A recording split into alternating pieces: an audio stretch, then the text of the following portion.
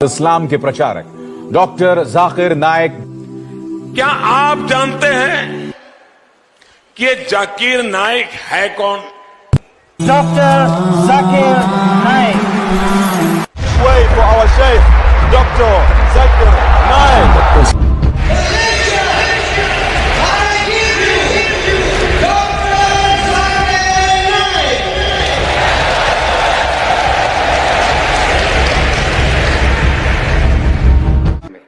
السلام علیکم ورحمۃ اللہ وبرکاتہ. میرا نام منوج کمار گوڑ ہے. میں یو پی ایسٹ کانپور کا رہنے والا ہوں. میں ابھی جسٹ ممبئی میں نیا ہوں. مجھے یہاں پہ کوئی نہیں جانتا. کچھ دینی بھائی ہیں جو مجھے جانتے ہیں یہاں پہ. سب سے پہلے میں آپ کا شکریہ ادا کرنا چاہتا ہوں اس منچ کے تھرو جو ہمارے ڈاکٹر ذاکر بھائی نے یہاں کے تھرو اتنے سارے لوگوں کے بیچ میں مجھے یہ موقع دیا کہ مجھے آ کر کے اپنی کسی بات کو کہنے کا موقع ملے. میں ایک ایسی فیملی سے بلونگ کرتا ہوں جو کہ اتنی سیپریٹ فیملی ہے جو کہ مسلمان کا نام نہیں سننا چاہتی ہے. ایون میرے گھر میں مجھے پیس چینل کو دیکھنے اور سننے کی پرمیشن نہیں ہے.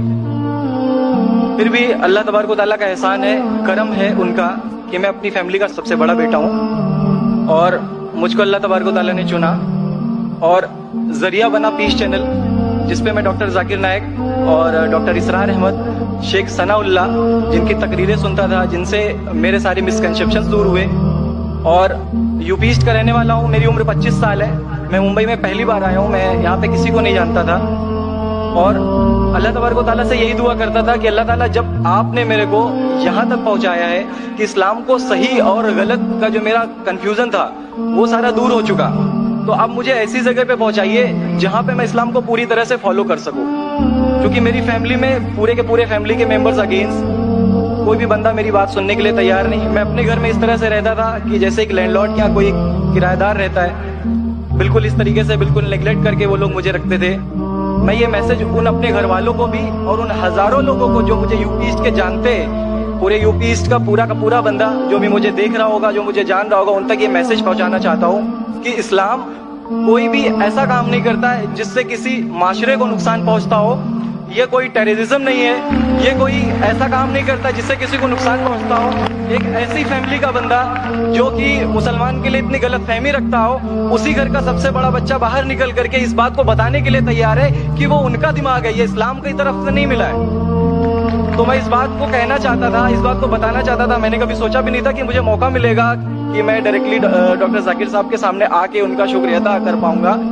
اور جب میں نے پیس چینل دیکھا تو پیس چینل کے تھرو مجھے یہ پہلے پتا چلا, چونکہ میں اس سے پہلے کچھ سوچتا ہی نہیں تھا.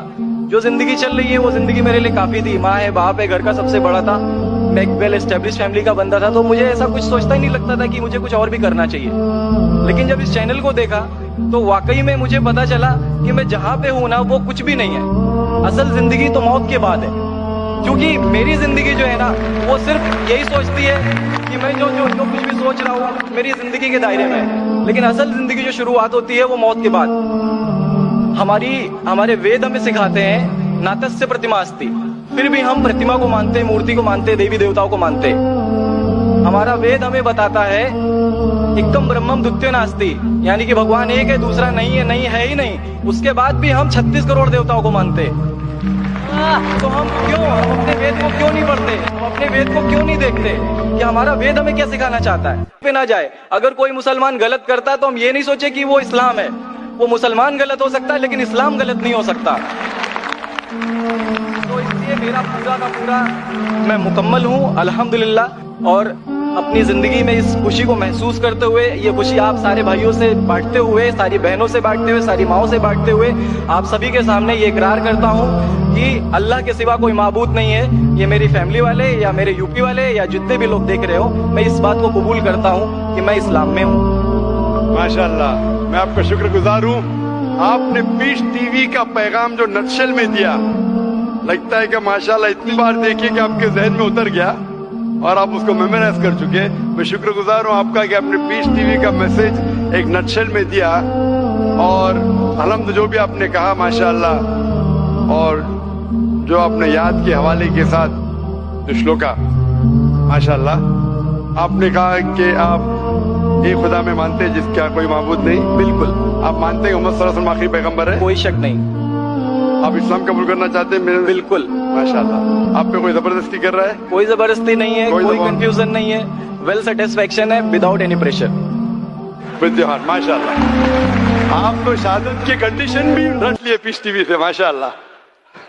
इंशाल्लाह मैं अरबी में कहूंगा और मैं चाहूंगा कि आप उसे दोहराएं। इंशाल्लाह इंशाल्लाह ताला। अशहदु अशहदु अल्लाह अल्लाह इलाहा इलाहा इल्लल्लाह इल्लल्लाह व अशहदु व अशहदु अन्ना अन्ना मुहम्मदन मुहम्मदन अब्दुहु अब्दुहु व रसूलुहु। व रसूलुहु।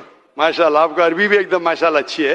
मैं गवाही देता हूँ मैं गवाही देता हूँ कि अल्लाह अल्लाह के के अलावा कोई माबूद नहीं कोई माबूद नहीं और मोहम्मद मोहम्मद सल्लल्लाहु अलैहि वसल्लम सल्लल्लाहु अलैहि वसल्लम उसके बंदे उसके बंदे और पैगंबर है। और पैगंबर है। माशाल्लाह, मेरे हिसाब से आप दिल से पहले से ही मुसलमान थे, अभी लोगों के सामने जाहिर किया।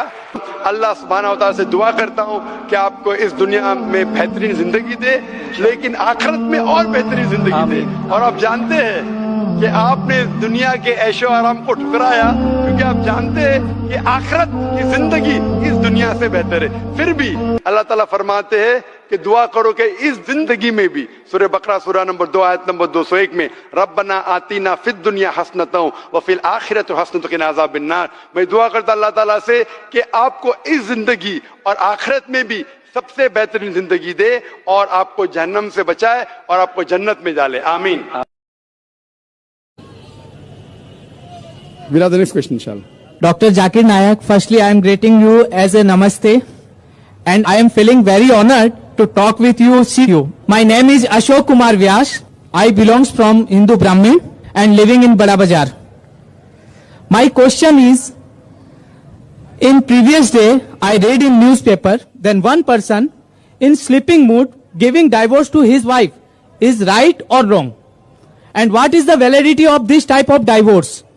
When he was sleeping, he tell talaq, talaq, talaq and giving divorce to his wife.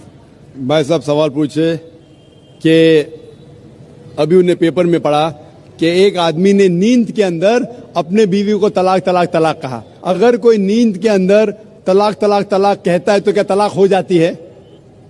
तलाक होने के काफी शराइत है, बहुत से है, वक्त नहीं है।